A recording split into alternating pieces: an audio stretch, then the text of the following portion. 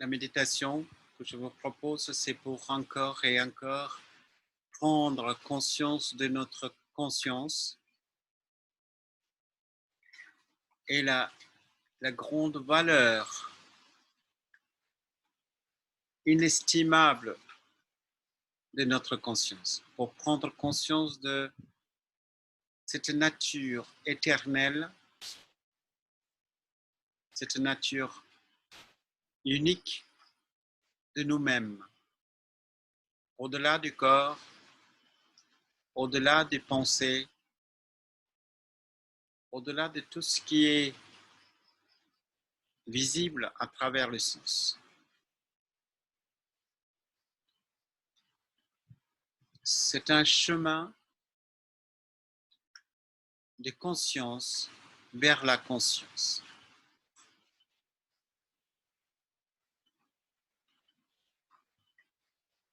Ressentez les sensations de toucher, ressentez le souffle.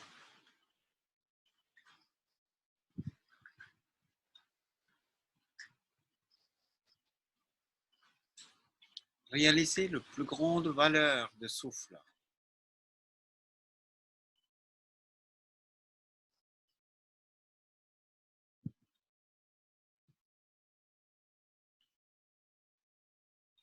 Le souffle est responsable pour cette expérience de vie.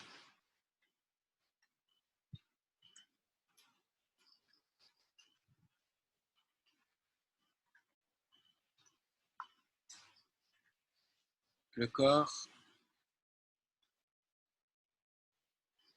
c'est la maison de la conscience.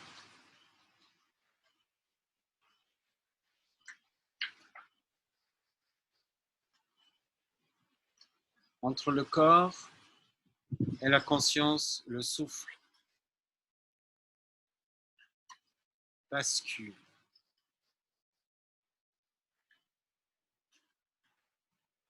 Comme un balançoire.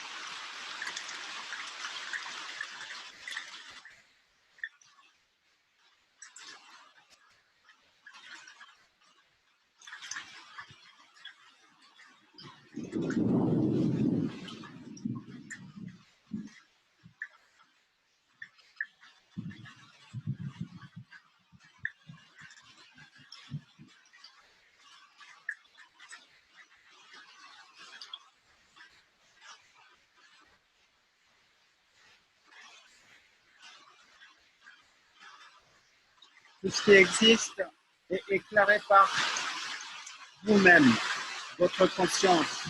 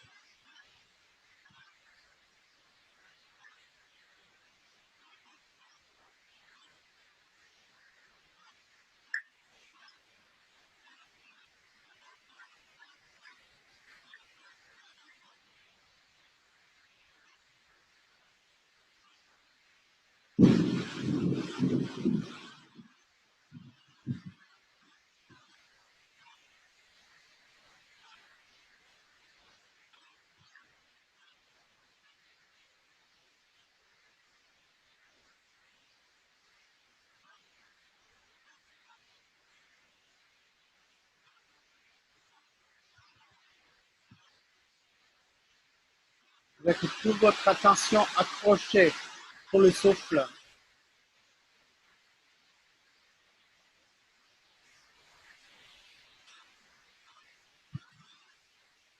Vous sentez le mouvement de souffle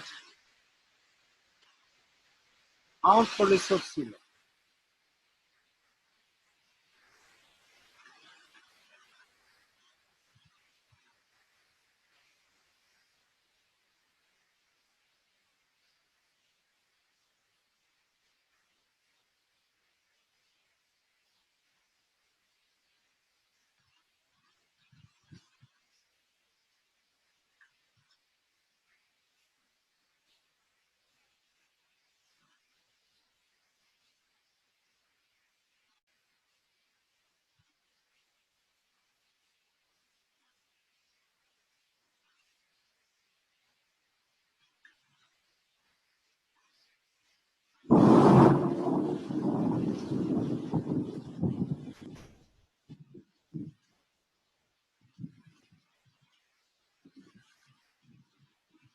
Ajoutez Om avec le souffle.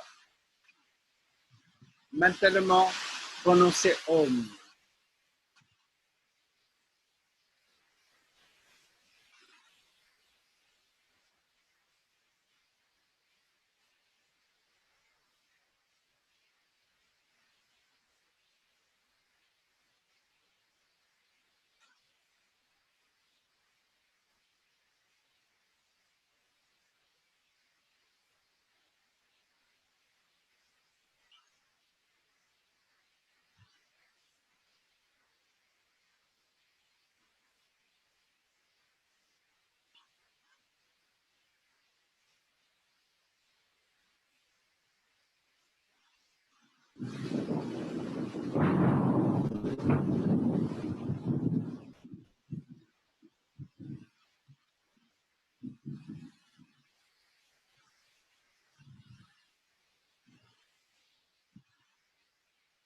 Et prenez quelques grandes respirations.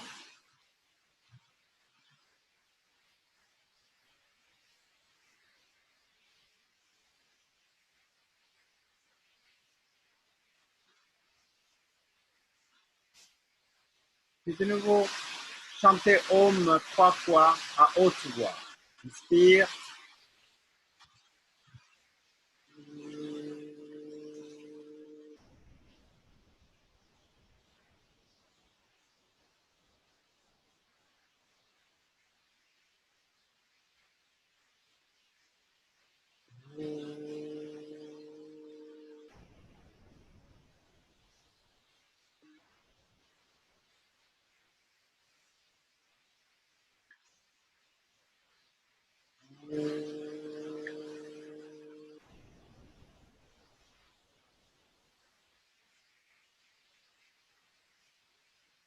Puis lentement, ouvrez les yeux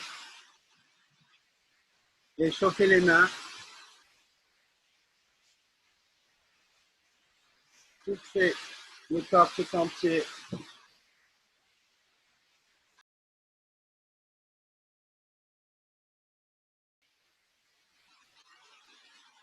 Ce chapitre s'appelle Samkhya Yoga. J'ai certain plaisir de vous présenter le Samkhya Yoga parce que le Samkhya et le yoga que nous sommes déjà regardés, démarrés, ici on va avoir un résumé de ces deux chapitres.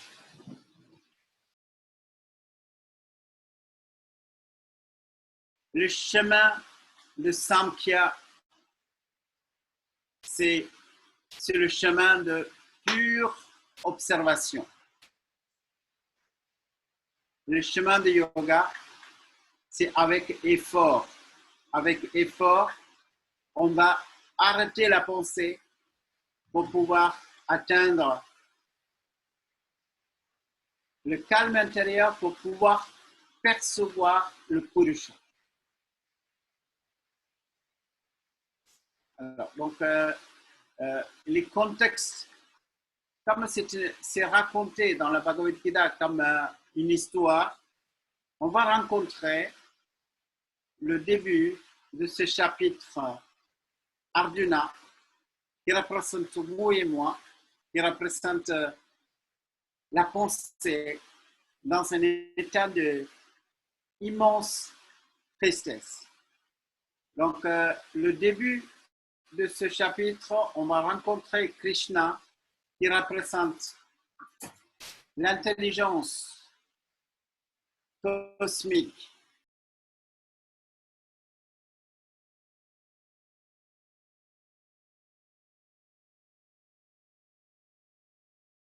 Alors, écoutez, ici, Krishna, il parle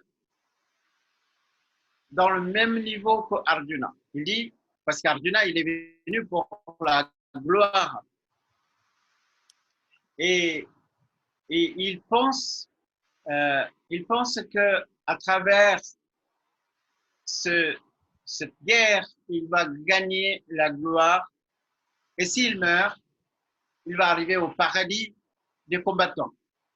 Ça peut vous faire penser à quelque chose. C'est-à-dire pour donner le courage aux combattants chez les Aryens, ils ont dit,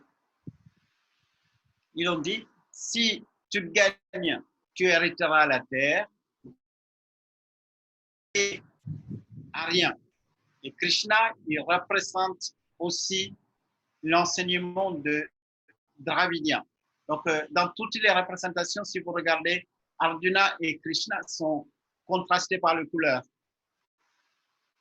Donc, cet enseignement qu'on va rencontrer, c'est un enseignement qui n'est pas celle de faire quelque chose en fonction de ce que Dieu nous a dit pour atteindre le paradis.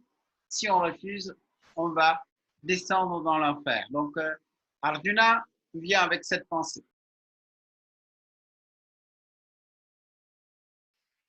Alors, il y a un mot en sanskrit qu'il a utilisé, ce n'est pas traduit. Il dit, tu montres pas ta virilité. Alors, donc face à une telle difficulté, c'est-à-dire face à une guerre où on doit montrer la virilité et tu te comportes comme quelqu'un qui est ôté de la virilité, qui est castré. Donc le mot qui est utilisé, c'est assez fort.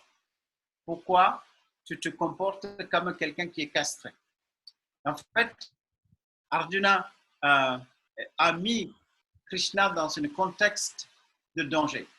Et donc, Krishna, il va provoquer, en fait, il va toucher son ego pour le réveiller.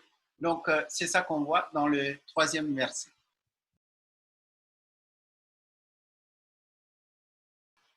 Et cette fois-ci, donc, Arjuna, il a déjà parlé, mais là, il va répondre à Krishna, comment je peux combattre mes maîtres comme Drona et le patriarche, le Bhishma, qu'ils sont dignes de respect. Alors, le conflit ici, c'est beaucoup plus subtil et plus évolué que celle qu'on avait vue dans le premier chapitre. Le premier chapitre, il parlait de mélange des sons, il parlait de système des castes. Là, il va dire que comment je peux vivre heureux en tuant mes maîtres. Donc, vous comprenez, ici, il y a un conflit de valeurs spirituelles et mondaines. C'est-à-dire, il dit qu'il ne peut pas être heureux même s'il gagne le combat en faisant du mal à ses maîtres. Donc, vous comprenez, c'est très important. Alors, écoutez, donc, il dit qu'il préfère d'être la vie d'un mendiant au lieu de combattre ses professeurs et ses patriarches. Alors, il est prêt à renoncer ce qu'il a cherché, mais en venant dans le champ de combat, et il est prêt à renoncer son but. Il est venu pour combattre, il est prêt à renoncer. Donc, imaginez que vous allez travailler et que vous avez compris que ce travail, en fait, ça fait du mal à la planète et que vous décidez que je ne veux plus ce travail et je préfère de vivre sans revenu, comme un mendiant, quoi. Donc, c'est surtout ça qu'ils disent. C'est-à-dire, il est prêt à renoncer le bien matériel pour une valeur de morale. Là, il est complètement perdu. Il ne sait pas ce qui est juste. Est-ce que c'est bien de gagner le combat ou il vaut mieux se perdre? Alors là, il est complètement perdu. Alors, donc, jusqu'au maintenant, Krishna était son copain. Et ce moment-là, Arjuna dit, voilà, je suis perdu et éclaire-moi, je suis ton disciple. C'est-à-dire, si l'élève se déclare que je suis l'élève et que le maître, tu es le maître, seulement à partir de ce moment-là, le maître peut enseigner. Jusqu'à ce moment-là, Krishna était son copain. Des liens familiaux, c'est tout. C'est important, la demande en tant que, je sais, l'élève n'est pas dans cette prise de conscience de son besoin spirituel. C'est une caractéristique, c'est très important. Ça veut dire, l'écrivain, philosophe européen comme Jean-Jacques Rousseau, c'est la seule personne que je connais qui dise qu'on ne doit pas enseigner la spiritualité ou religion à un enfant sans que l'enfant devienne capable de chercher, demander. C'est-à-dire le yoga ou le Sankhya, la Bhagavad Gita, toute la spiritualité indienne en tout cas, c'est enseigné seulement s'il y a une demande. Ça veut dire qu'il n'y a pas la place pour la prosélytisme. Ça, c'est très important et que vous ressentez au fond de vous la nécessité. Et chaque fois, quand il y a quelconque force qui à nous enseigner sans qu'on demande, là, l'enseignement est raté. Pensez à cela, développer ce désir, de plus en plus de désir de l'éveil. Donc, je vous invite de sentir la nécessité d'avoir un esprit paisible pour pouvoir apprécier le monde. En fait, la spiritualité, tout ce que nous apprenons, c'est pour d'abord avoir la clarté. Donc, quand nous avons la clarté, le reste se suit automatiquement. Mais avant qu'on demande la clarté, notre demande, c'est on est dans un état de souffrance.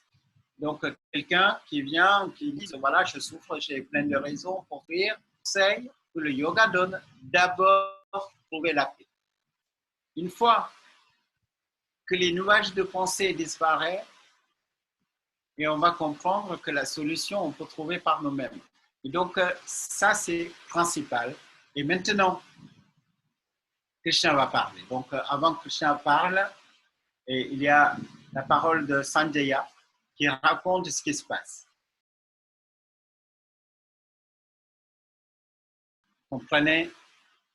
C'est déposer ses armes et rester dans le silence pour écouter. Ça, c'est la prérequisite pour démarrer un enseignement. Alors, donc, c'est très important qu'on arrête toutes les actions. On est dans un combat. Pendant le combat, on ne peut pas apprendre, on ne peut pas écouter. Donc, arrêtez toutes les actions et puis se taire pour pouvoir mieux écouter. Alors, l'enseignement commence.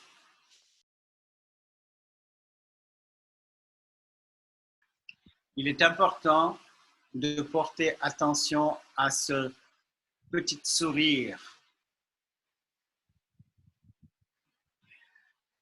Mettez-vous dans cette situation. C'est une question de vie et la mort. Un conflit immense. Nous sommes dans un état de détresse. Et là, le sourire de Krishna montre bien qu'il est capable d'aider. La personne qui peut vous aider, s'il est dans un état de souffrance, ce n'est pas la bonne personne pour vous aider. Alors, quelquefois, quand on parle de nos problèmes à quelqu'un qui dit « oui, moi aussi, je suis dans cet état de souffrance, on a plein de choses en commun », dans ces cas, certainement, ce n'est pas là qu'on va trouver de l'aide. L'aide se passe entre deux personnes. Une personne qui cherche l'aide, il ne va pas trouver avec une personne qui souffre comme lui. C'est très important que celui qui va vous guider est déjà sorti de ses propres confusions. Ça, c'est principal. Et ce sourire, on a beaucoup écrit, il y a beaucoup de commentateurs qui ont passé énormément de temps sur cet état. Et comment on peut sourire quand quelqu'un qui vous aimez quelqu'un et cette personne souffre et face à cette souffrance, sourire. Ce sourire rassurant. Ce sourire montre qu'il est capable de porter le soutien.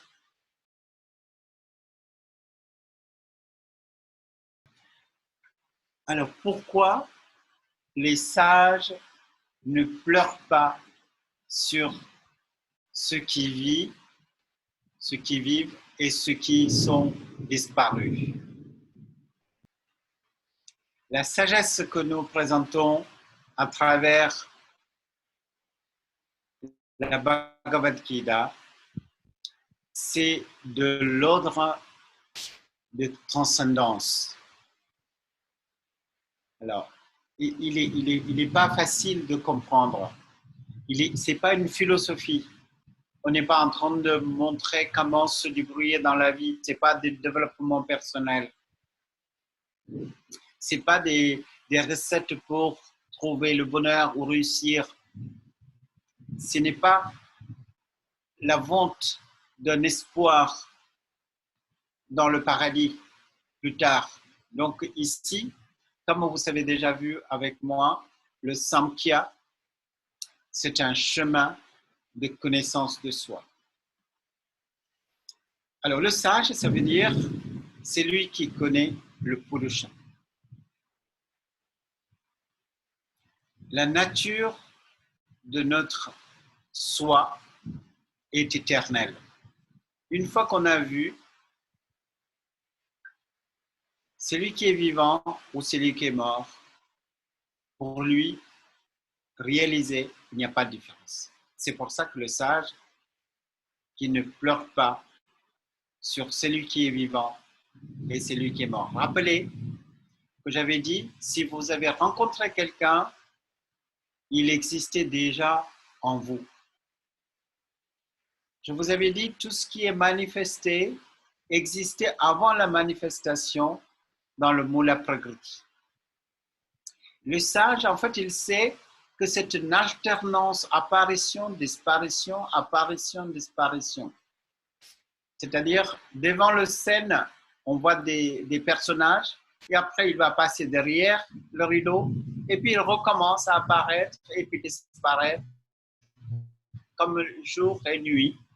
Donc, le sage, il réalise ce changement. C'est la nature de l'existence. Apparition, disparition, ça fait longtemps que c'est comme ça. Et donc, le sage reste inébranlable. C'est la première mot de Krishna. C'est lui qui est saisi par la peur de la mort.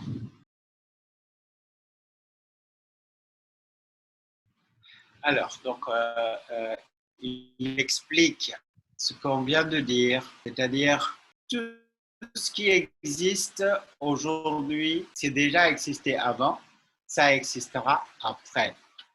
Et la clarté sur ça, ça devait nous libérer de la peur, de la mort et la souffrance.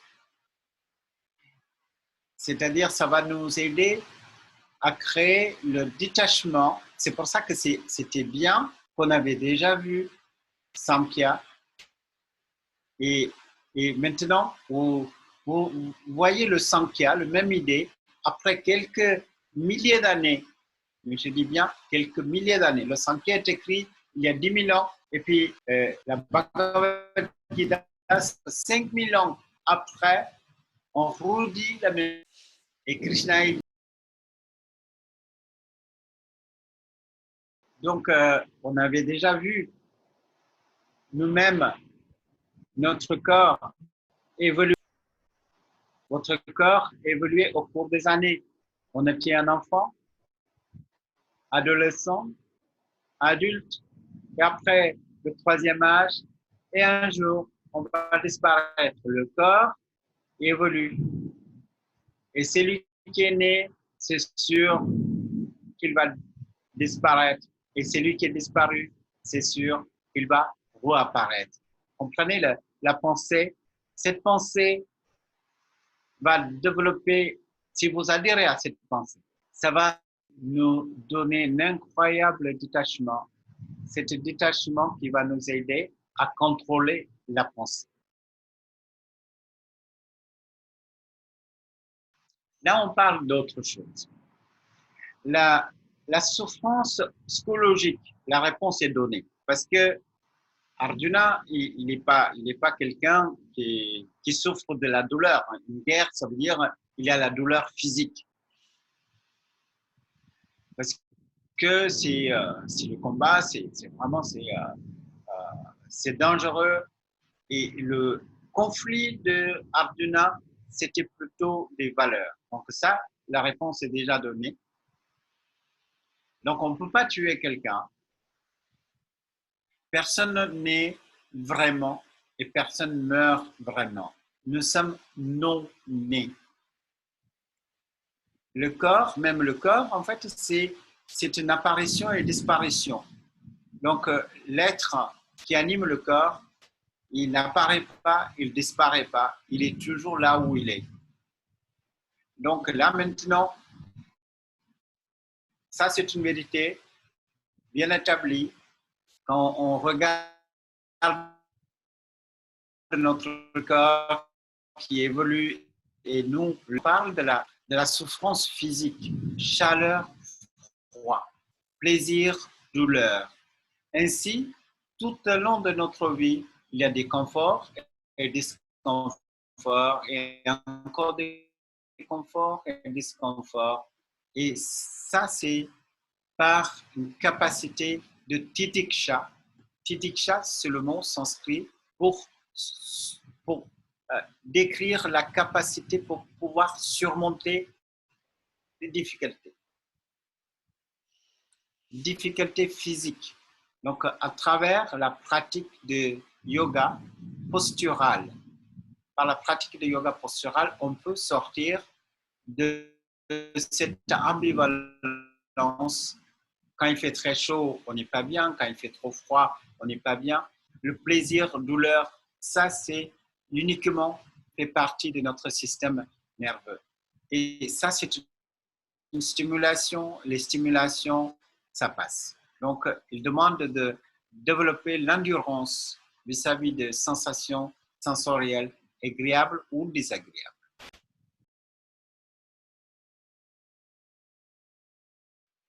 Nous vivons pour avoir du plaisir et éviter la douleur.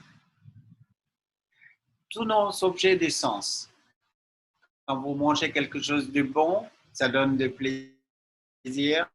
Quand vous mangez quelque chose qui n'est pas bon, ça donne de souffrance. Ça, c'est habituel. Tous les animaux sont comme ça. L'être humain, c'est comme ça. Et la sagesse ici, c'est de porter l'attention sur quelque chose qui est en nous au-delà de sensations. C'est quelque chose qui est en nous, qui n'est pas une sensation, c'est vous, c'est Purusha. Purusha, le témoin n'est pas une sensation. Donc, la pratique ici, c'est la séparation de ce qui est sensation sensorielle, ce qui n'est pas sensation sensorielle.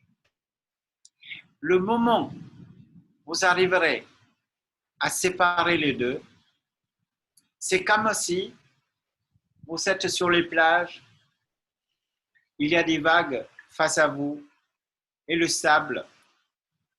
Vous avez le choix entre aller dans les vagues, être ballotté par les vagues, ou bien revenir sur les sables et regarder les vagues. En fait, c'est ça le yoga. Yoga nous permet de distinguer toutes les sensations sensorielles et le témoin qui n'est pas une sensation sensorielle. Aussitôt que vous avez vu ça, vous êtes sauvé. Mais c'est subtil. On avait vu sur le Samkhya, il y a 8 raisons pourquoi on n'arrive pas à percevoir quelque chose. Les témoins, on n'arrive pas à prendre conscience de témoins. C'est pourquoi? C'est parce que il n'est pas très loin, il n'est pas très loin, il est trop proche. Purusha, il est trop proche. Et chaque fois, dans les évangiles, Jésus, quand il rencontre des gens, ils disent le royaume de soi est proche. Le Purusha, on n'arrive pas à le voir, c'est parce que c'est trop proche. C'est aussi proche que vous pour vous. Quand quelque chose est très très proche, on n'arrive pas à le voir. Donc, qu'est-ce que c'est le plus proche de vous? Les pensées, les émotions, les sensations sensorielles, les gens qui vous entourent, le monde, les étoiles. En fait, c'est tout ce que vous voyez, vous arrivez à le voir parce qu'ils sont loin de vous. Mais nous, on est trop proches. Et cette proximité immense, c'est à cause de cela qu'on n'arrive pas à le réaliser. Mais une fois que vous avez vu, par observation, parce qu'il y a tout ce qui est soi, c'est tout le temps. Tout ce qui est non-soi, c'est un petit temps. Ainsi que vous pouvez observer pendant votre méditation, pendant votre vie, réaliser que vous ne pouvez pas vous quitter. Réaliser et que toutes les expériences des gens, des objets, ça change, ça part. Mais vous êtes la lumière du monde. Cette lumière ne s'éteint jamais. Cette lumière de la conscience qui éclaire vos pensées, vos émotions, votre corps, vos sensations, votre monde, c'est cela, Purusha. C'est cela que nous avons besoin de voir clair. Une fois que vous avez vu, vous avez gagné. Vous mangez une pomme et ça devient votre corps, ça devient votre conscience. Mais nous savons simplement le mâcher et l'avaler. Le reste, ça se fait automatiquement. C'est-à-dire, cette intelligence qui est à l'intérieur de nous est capable de transformer la nourriture en conscience. La nourriture que vous avez absorbée devient votre corps. Mais toute cette sagesse, toute cette intelligence, c'est celle de Purusha. Et en fait, répétez en vous-même votre grandeur, votre sagesse infinie. Rappelle encore et encore le Purusha que vous êtes est infiniment intelligent. C'est celui-là qui est représenté ici par Krishna. Alors, j'ai une formule. Ce qui est, ce qui n'est pas, n'est pas. Alors, comment on peut pratiquer cela dans notre vie? Cette phrase, ce qui est, et ce qui n'est pas, n'est pas. Regardez, quelles sont des choses qui n'est pas. Je vous pose une question. Il y a quelques années, vous n'étiez pas. Dans l'histoire du monde, vous n'étiez pas. Et puis, à un moment donné, votre naissance, vous commencez à exister. Après quelques années, vous n'êtes plus là. Alors, ce qui n'était pas, qui ne sera pas, n'est pas. Est-ce que c'est compliqué? Alors, quelque chose qui n'existait pas, qui n'existera pas, au milieu, ça n'existe pas non plus. C'est-à-dire, apparition, disparition, ça c'est la nature de notre univers. Là, aujourd'hui, vous me voyez comme ça, mais demain, je ne suis pas là. C'est qu'un souvenir. Encore le souvenir qui va s'effacer. Regardez les vagues, le nombre de vagues qui vient s'effacer dans les sables quand vous êtes dans les plages. Si vous donnez une identité pour chaque vague, monsieur vague qui arrive, qui grandissent, qui disparaissent, et puis un autre vague qui arrive, donc les X et Y et ainsi de suite. Donc il y a innombrables apparitions, disparitions sans cesse dans le monde. Donc regardez, il y a des choses qui apparaissent, disparaissent. Il y a une chose qui est toujours présente. Donc ce qui est, seul qui est, et le reste, il n'est pas. Donc cette phrase, cette verset réaffirme notre nature éternelle de Purusha. Donc quand vous lisez, quand vous relisez encore et encore et encore, ça va vous aider à retrouver votre véritable nature qui est sacrée. En fait, c'est ça l'étude. Cette étude, ce n'est pas pour gagner quelque chose dans notre vie, ce n'est pas pour être une meilleure personne dans ce monde, ce n'est pas de développement personnel, c'est la réalisation de soi. Qu'est-ce que c'est la réalisation de soi? C'est de comprendre que je ne peux pas me quitter. Et comme je ne peux pas me quitter, j'ai besoin de vivre en paix avec moi-même. Mais comment je peux vivre en paix avec moi-même? Quand je réalise, moi, je suis de nature éternelle, de nature intelligence infinie. Je suis le sacré, je suis le souverain de mon univers. Comprenez, ma conscience, c'est moi. Et je réalise ma nature et là, votre énergie revient. Là, c'est comme une plante que vous avez plantée dans votre jardin avec des feuilles qui sont vertes. Et à un moment donné, une fleur qui apparaît. Cette fleur, ça fait partie de cette plante, mais les feuilles captent la lumière du soleil et sa vie. Mais par contre, une fleur est radicalement différente du reste des plantes. Ainsi, cette prise de conscience, c'est la floraison de vous-même. Vous florisez dans votre vie. C'est parce que, pourquoi c'est une floraison? Pourquoi c'est une incroyable joie? Cette prise de conscience, c'est parce que tous nos ancêtres, nos parents n'ont pas réalisé ça. Nos parents, nos arrière-parents, grands-parents et toutes ces personnes qui ont transmis la vie sans savoir ce qu'ils sont en train de transmettre. On a transmis la vie à nos progénitures sans savoir qu'est-ce qu'on transmet, sans savoir qui on est.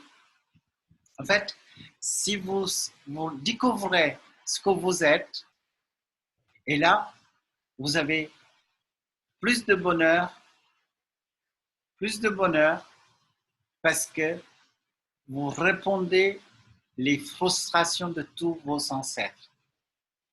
Tous nos ancêtres, nos parents, ils l'ont transmis, ils ont travaillé pour élever leurs enfants sans savoir ce qu'ils sont en train de faire, sans forcément réaliser le but ultime de la vie, c'est-à-dire prendre conscience de notre véritable nature. C'est ça le but de cette étude.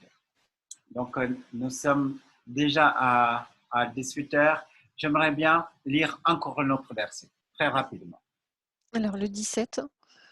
Connais cela, l'indestructible, par quoi tout est empli, cela que rien ne peut détruire, l'impérissable. Alors, donc, tout ce que nous étudions, la Bhagavad Gita, chaque verset, c'est pour méditer. Chaque verset parle de vous. C'est une description de vous. Donc, ne lisez pas la Bhagavad Gita comme un bouquin en philosophie. Lisez cela comme une description de vous.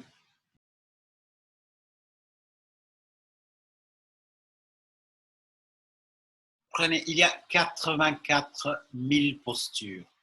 Et asana est défini comme confort dans le durée. Sthira Sukham Asanam. Alors, choisissez n'importe quelle posture, même une posture Shavasana. Allongez-vous et regardez combien de durée que vous pouvez rester allongé. À un moment donné, le confort disparaît. On a besoin de bouger un petit peu, on a besoin de tourner. Et ainsi, toutes les postures, après certaines durées de temps, ça devient difficile de tenir. Alors, quel est le secret des postures? Alors, vous allez choisir n'importe quelle posture. Confortable, d'accord? Confortable. Mais au début, vous allez vous mettre dans la position le plus confortable comme Sukhasana, la posture de confort. Simplement assis, jambes croisées. Attendez 5 minutes, 10 minutes, un quart d'heure, 20 minutes, commence à sentir, c'est douloureux. ça va devenir très, très douloureux. Mais comment ça va nous aider à sortir de dualité de la vie? Parce que chaque posture, c'est une situation artificielle de stress. J'assis sur une position quelconque, 5 minutes, donc j'avais choisi, je dis, bon, je vais tenir cette posture, c'est confortable, ok, c'est confortable, 5 minutes, 10 minutes, un quart d'heure, et je commence à trouver des difficultés. Alors, un côté, la difficulté monte, le confort diminue. Et puis, c'est moi qui ai décidé. Et c'est moi qui ai tiraillé par, à la fois, je veux changer, et à la fois, je décide de ne pas changer. Je développe à l'intérieur de moi une situation artificielle de stress. Premier jour, j'ai tenu 15 minutes. Le deuxième jour, j'arrive à tenir 20 minutes. Et 30, ainsi de suite. Qu'est-ce que c'est qui se passe à l'intérieur de nous? Nous sommes en train de développer l'aptitude pour surmonter les stress.